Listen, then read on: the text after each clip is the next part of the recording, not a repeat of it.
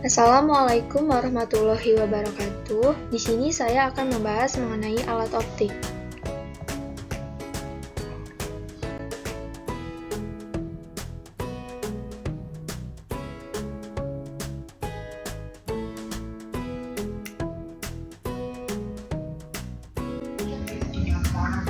Mata dan kacamata.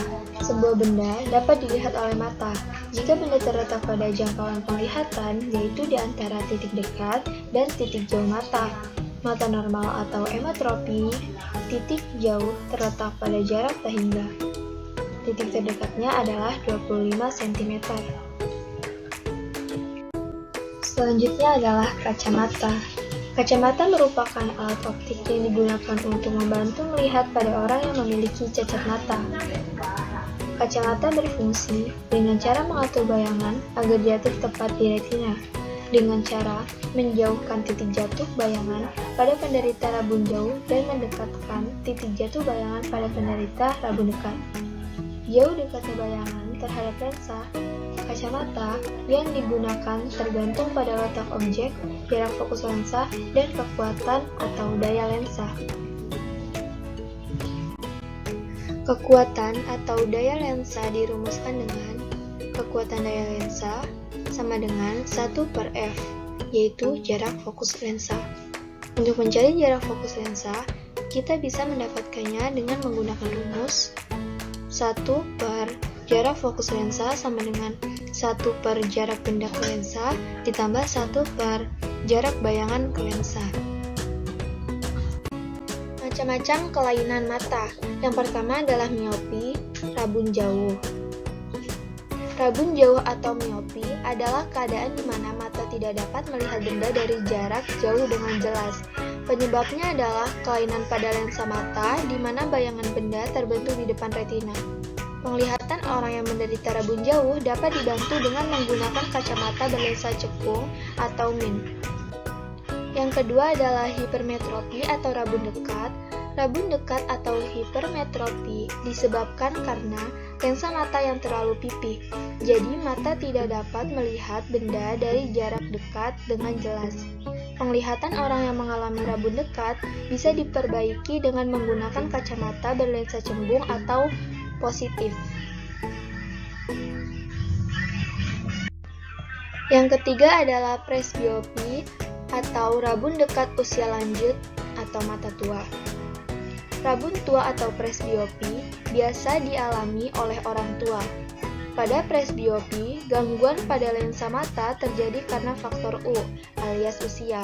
Akibatnya, penderita tidak mampu melihat benda dengan jelas dari jarak jauh maupun dekat. Penderita presbiopi bisa dibantu dengan kacamata berlensa rangkap. Jadi, kacamatanya ada lensa cembung dan lensa cekungnya juga ada. Kelainan mata yang terakhir adalah astigmatisma atau silindris. Astigmatisma adalah kondisi penglihatan mata menjadi kabur. Astigmatisma terjadi karena ada penyimpangan dalam pembentukan bayangan pada lensa. Penglihatan penderita astigmatisma dapat ditolong dengan kacamata berlensa silinder.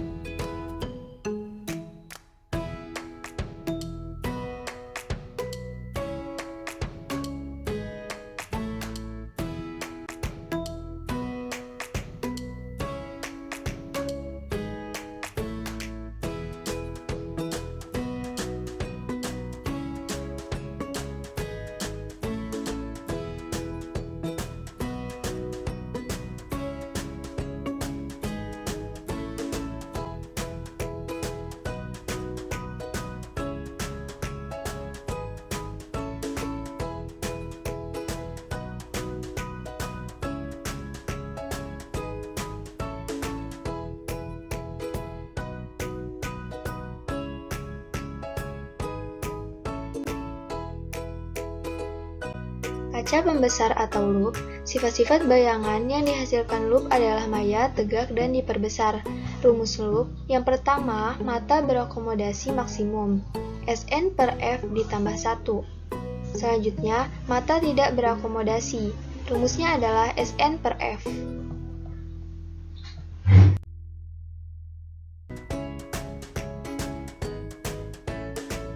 Selanjutnya adalah mikroskop.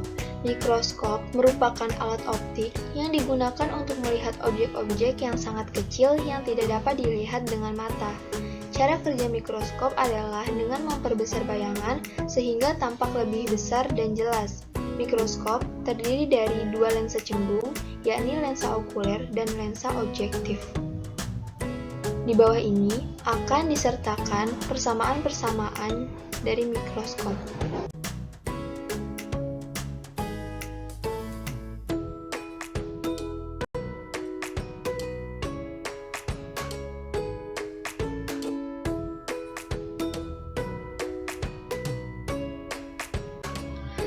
Selanjutnya yaitu teropong. Teropong adalah alat optik yang digunakan untuk melihat benda-benda yang sangat jauh agar terlihat lebih dekat dan jelas. Yang pertama, teropong bintang. Teropong bintang adalah teropong yang digunakan untuk melihat benda-benda langit yang jaraknya sangat jauh. Teropong bintang menggunakan dua buah lensa positif atau cembung, yaitu lensa objektif ditujukan ke benda langit dan lensa okuler dekat dengan mata. Yang kedua adalah teropong bumi. Teropong bumi adalah teropong yang digunakan untuk melihat benda-benda di permukaan bumi.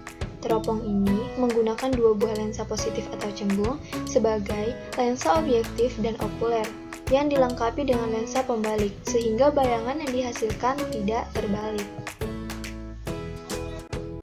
Selanjutnya, teropong yang ketiga yaitu teropong panggung. Teropong panggung adalah teropong yang digunakan untuk melihat pertunjukan di panggung. Teropong ini terdiri atas lensa cembung sebagai lensa objektif dan lensa cekung sebagai lensa okuler, sehingga tidak memerlukan lensa pembalik seperti pada teropong bumi.